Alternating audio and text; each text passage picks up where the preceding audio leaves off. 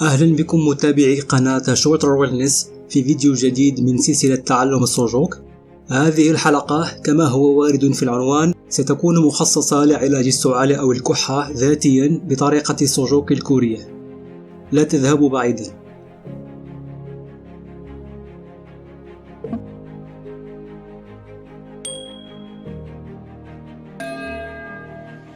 يصاب الكثير من الأشخاص بالسعال أو الكحة في فترات مختلفة، ويمكن تعريف السعال على أنه رد فعل قد يكون إرادي أو لا إرادي يؤديه الإنسان للتخلص مما يكون عالقا في الحلق أو الممرات التنفسية مثل الميكروبات، المخاط والمواد المهيجة وغيرها.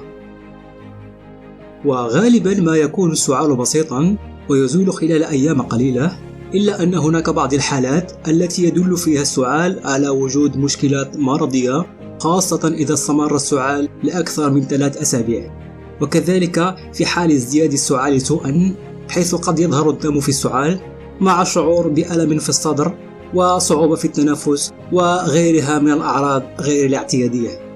وهناك عدة أسباب تكمن وراء المعاناة من السعال، نذكر منها العدوى الفيروسية أو البكتيرية مثل حالات الإصابة بنزلات البرد والإنفلونزا، التدخين حيث يعاني المدخنون من السعال بشكل مزمن، وعادة ما يتميز السعال الناتج عن التدخين بصوت مميز، مرض الربو والتهاب القصبات الهوائية المزمن، وتناول بعض الأدوية التي يكون السعال كأحد أعراضها الجانبية، بالإضافة إلى أمراض أخرى لم يرد ذكرها.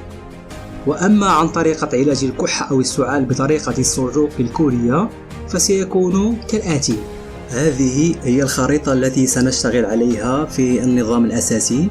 هنا تتموضع الحنجرة التي هي بمثابة صندوق الصوت، والقصبة الهوائية. بعد خط السلامية الثانية يتواجد القفص الصدري متمثلا في الرئتين يتوسطهما القلب، هنا الشعب الهوائية. وكما تعودنا في الدروس السابقة، أول شيء نقوم به هو إحماء المنطقة التي سنشتغل عليها لتحفيز وتنشيط الدورة الدموية. نستعمل الخاتم المرن لإحماء السلامية الثانية التي تتواجد بها الحنجرة والقصبة الهوائية بهذا الشكل،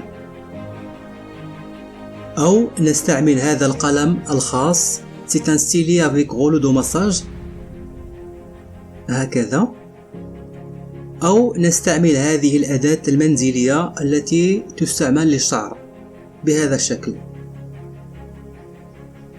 أنا لدي هذه الأداة سيلندر، وهي من ضمن أدوات السوجوك، أو يمكن استعمال ستيلي افيك غولو دو مساج أو أداة الشعر. كما يمكن الفرق أيضا بأصبع الإبهام. الكل يفي بالغرض. بعدها أبحث عن النقاط المؤلمة بقلم السوجوك أو أي أداة مشابهة له عن طريق الضغط. عندما أجد النقطة المؤلمة والتي تكون عبارة عن نقطة كهرومغناطيسية، أقوم بتفتيتها بالضغط عليها مع وعكس عقارب الساعة، أي التحفيز المتعادل، أو الضغط المتقطع بهذا الشكل، أو عن طريق الضغط مع الفرك حتى يزول الألم أو يقل بشكل كبير. بعدها ننزل إلى منطقة الصدر، فإذا كانت لدينا كحة مع بلغم أي كحة أو سعال رطب، نقوم بالتحفيز من الأسفل إلى الأعلى، وكأننا ندفعه اتجاه المريء والبلعوم هكذا بالقلم أو بالأصبع مع الضغط بطبيعة الحال. ثم نقوم بوضع حبوب الإبزار على النقط المؤلمة المحفزة من قبل لكي تستمر عملية التحفيز وتعزيز التشافي الذاتي.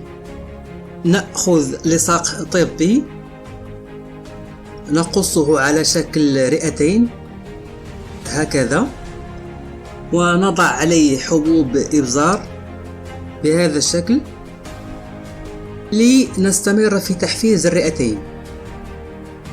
بعد أن نلصقه بهذا الشكل نقوم بالضغط عليه بين الفينة والأخرى. نفس العملية نقوم بها بمنطقة الحنجرة والحبال الصوتية.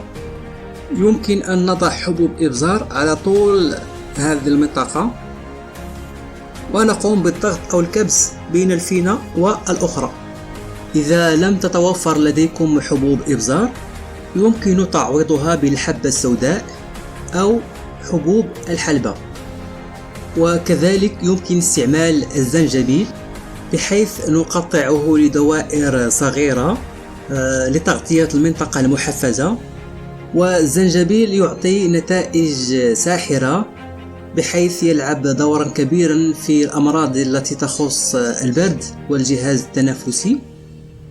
يمكن أن نغطي منطقة الحنجرة بهذا الشكل هكذا، وكذلك يمكن أن نستعمله للرئتين. يمكن أن نضع دائرة هنا ودائرة على اليسار ثم نلصقها بلصاق طبي، ويمكن تركها من المساء حتى الصباح.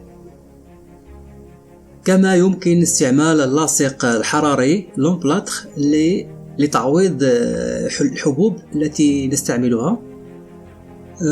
نقطعه بهذا الشكل فهو يعطي شعور بالدفء والحرارة ويجلب الراحة للعضو المراد علاجه. كذلك يمكن قصه على شكل رئتين، ولكن لا نغطي منطقة القلب هنا كما فعلنا سابقا هنا، فالحرارة والدفء تزيد من دقات القلب. وحتى نضمن تعزيز عملية التشافي الذاتي يمكن أن نستعمل كذلك نظام الجنين أو الحشرة الذي يعتمد على أصبع واحد ليمثل كافة الجسد. نستعمل نفس البروتوكول نطبقه على السلامية الثانية، فهي تمثل الجهاز التنفسي بأكمله. نحفز بالخاتم المرن ثم نبحث عن النقاط المؤلمة نحفزها كذلك، ثم نقوم بوضع البذور سواء حبوب الإبزار أو الحلبة أو الحبة السوداء. يمكن كذلك استعمال اللاصق الطبي أو نستعمل الدوائر التي قطعناها للزنجبيل، فهي ستغطي أو تحفز الجهاز التنفسي بكامله. وهذا هو الامتياز الذي يوجد في نظام الجنين أو نظام الحشرة. أنا شخصيا أستعملهم اثنين في العلاج لكي يتعزز الشفاء الذاتي بشكل كبير. وفي حالة إذا كان لدينا التهاب في الحنجرة أو القصبة الهوائية فإننا نلون هذه المنطقة باللون الأخضر، وهذا يدخل ضمن العلاج بالألوان كولور ثيرابي. وفي حال تعذر الاشتغال على اليد أو اليدين معا يمكن بنفس الطريقة الاشتغال على باطن القدم، فنفس الخريطة التي توجد على اليد توجد كذلك بالقدم. ومن لديه أو لديها إشكال لخريطة الأعضاء في اليد والقدم فالحلقة الثانية من السلسلة التعليمية تشرح ذلك بشكل تفصيلي. هكذا نكون قد أنهينا علاج الكحة أو السعال بالسوجوك، وتجدر الإشارة إلى أن هناك طرق وبروتوكولات عديدة وبذور أخرى يمكن استعمالها في علاج الكحة بالسوجوك. شكرا لمتابعتكم ودعمكم. كان معكم خالد شوتر، والسلام عليكم ورحمة الله.